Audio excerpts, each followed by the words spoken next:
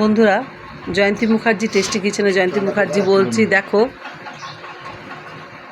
আজকে আমি কি রান্না আমাদের হয়েছে।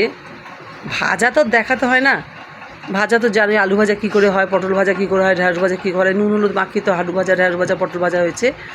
আর একটা জিনিস হয়েছে, দেখো এই যে ভোলা মাছ। ভোলা মাছটা দেখেছো কী সুন্দর ভোলা মাছটা। ভোলা মাছটা একটু ভালো করে কড়া করে ভেজে সর্ষে বাটা দিয়ে, আলু দিয়ে, পাঁচফোড়ন সম্বার দিয়ে, সর্ষে কাঁচা লঙ্কা বেটে দেওয়া হয়েছে, আবার নামানোর আগেও কাঁচা লঙ্কা বেশ দেওয়া হয়েছে, টপা টপা কাঁচা লঙ্কা, টমেটো দেওয়া হয়েছে দিয়ে খুব সুন্দর করে ভোলা মাছটা করা হয়েছে। বুঝেছে তো কত সুন্দর লাগছে বলো। না খেলে তো বুঝতে পারবে না, কী করবো, তোমাদের তো খাওয়াতে পারি না বলো বন্ধুরা। তোমরা তো কত দূরে থাকো যে তোমাদের খাওয়াবো তার সম্ভব হয় না, যে দেখালাম। আর যেভাবে বললাম সেভাবে তোমরা যদি একটু করে নাও, যেমন ধরো সর্ষে কাঁচা লঙ্কা বাটবে, আর তার মধ্যে যদি একটুখানি কাজু দাও দেবে, কিংবা একটুখানি পেস্তা দাও দেবে, এগুলো বেটে সুন্দর করে সাদা তিল দিলেও হয়।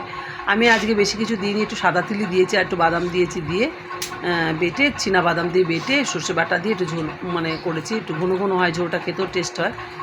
আর ভোলা মাছ তো ছোটো মাছও টেস্টি হয়, বড় মাছও টেস্টি হয়। টমেটো ঠটো দিয়েছি, খুব সুন্দর হয়েছে বলো।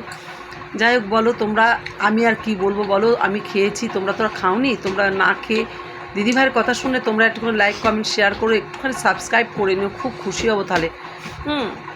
আর দেখো ওই ভাজা তো দেখালাম, আমি মাছের ঝোল দেখালাম, আর দেখো তার সঙ্গে দেখাচ্ছি সাদা ভাত। ভাত তো থাকেই মানুষের, তাই না বলো, ভাতও আছে। ঠিক আছে, তো টাটা বাই, আজকের মতো এখানেই রাখলাম। তোমরা আমাকে একটু সাবস্ক্রাইব করে নিও, আর একটু লাইক কমেন্ট শেয়ার একটু করে দিও, তাহলে খুব খুশি হব।